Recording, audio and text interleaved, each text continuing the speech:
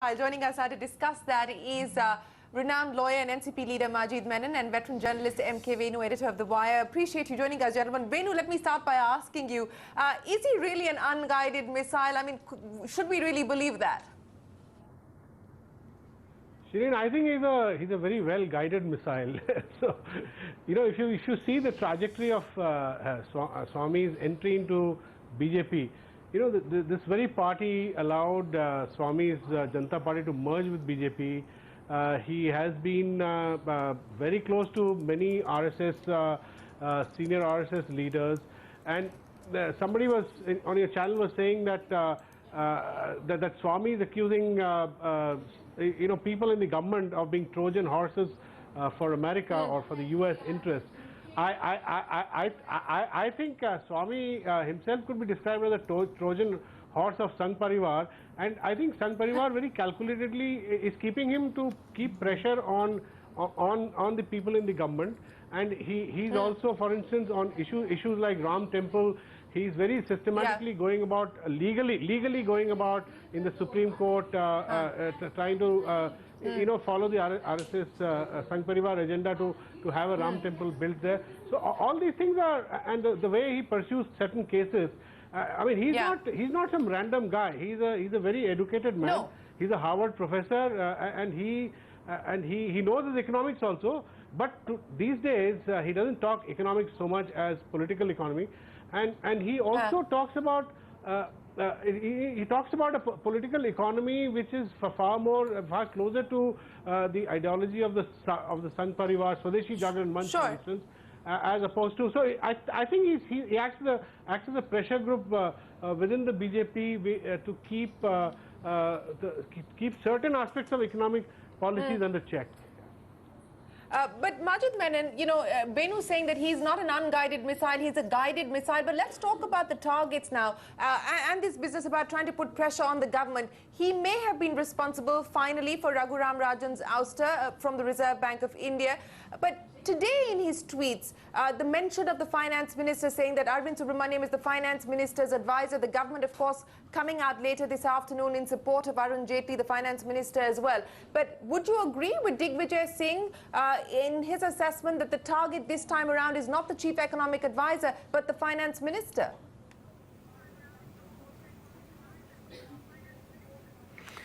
See, first, I must appreciate and admire the courage and you see the strength and the power which Subramanian Swamy is wielding, although he has just become the member of Rajya Sabha a couple of months before.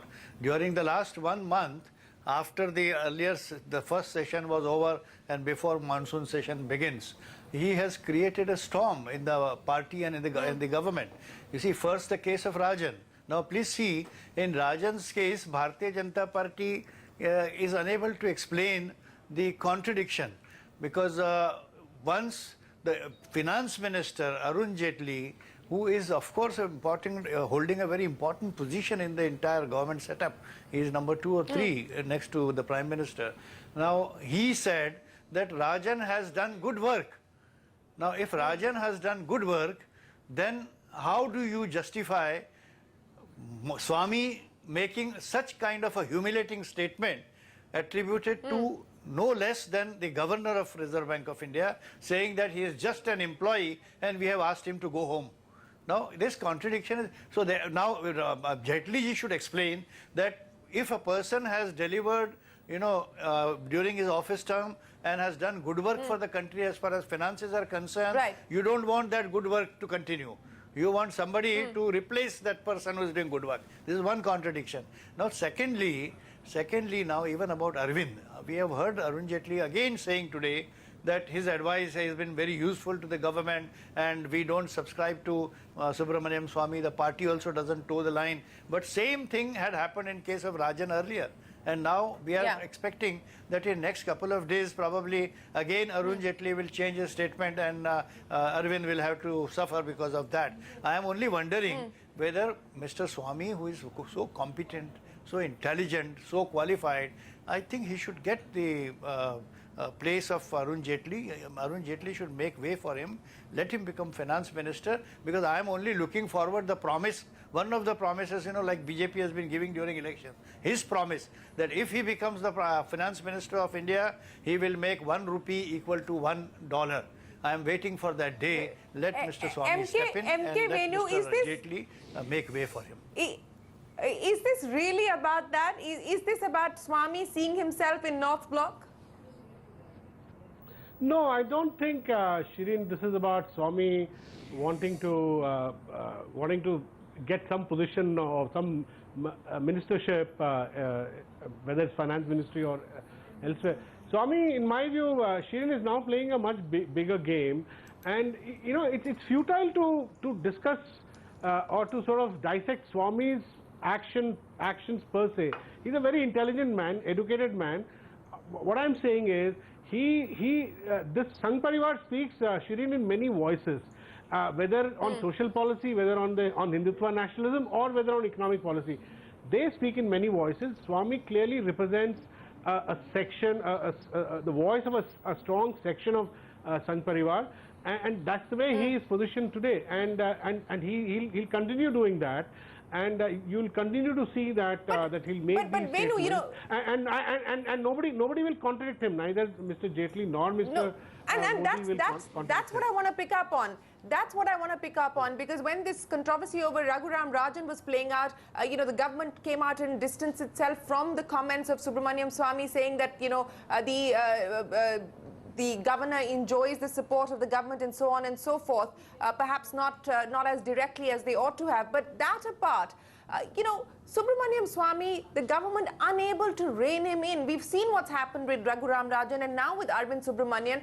Even if it were to be that the RSS is trying to exert pressure on the government, what about the Prime Minister? When we talk about this central command structure, how is it that Subramanian Swamy can get away with this and the government can feign helplessness and allow him to get away with it? So, Shereen, you'll now, I'm predicting that you will continue to see these kind of statements coming from Swamy, and the response that will come from either Mr. Jaitley or somebody else or some other minister, as Ravi Shankar Prasad told your channel today, is that this is Swamy's his own views. However, Mr. Swamy will keep making those views very, very publicly. And look at what he said today. He said that there's a list of bureaucrats whom he's going to target now. Yes. Now what? Yeah. So now, please understand, these bureaucrats are not people that Swamy himself has sat and listed. I'm sure the Sangh Parivar has identified bureaucrats whom, in their perception, who they feel are working in the within courts for the interests of the Western powers, and they're not working for the Swadeshi objectives. Now this is a genuine tension within the Sangh Parivar. Now, if you have to step into their shoes to understand how they think, and it's not. I mean, it's not helpful to just dismiss Sangh Parivar offhand, because they're very serious about this. And it would be it would be a mistake to ignore Swamy as well. I mean, that's the mistake that some of us made when he first made those comments about Rajan. And yesterday, Shereen, you must have noticed when the FDI liberalizations happened, the Swadeshi Jagran Manch came out with scathing criticism of FDI in defense as well as pharma. And in the coming days, you'll hear much more about pharmaceuticals because they have a position on pharma. They feel that Make in India pharma is a truly success story, Make in India success story, and you cannot allow brownfield, our generic companies to be picked up by American companies. This is their position, I get that point. Venu, we're unfortunately out of time. Let me get Majeed Memon for a last comment. Mr. Memon, as we heard KC Tyagi of the JDU saying that the BJP brought Subramanian Swamy in to go after the Gandhi family, but perhaps it was a mistake on their part. Do you believe that Subramanian Swamy is now starting to cost the BJP? He may be good for the RSS, but is he starting to cost the government specifically?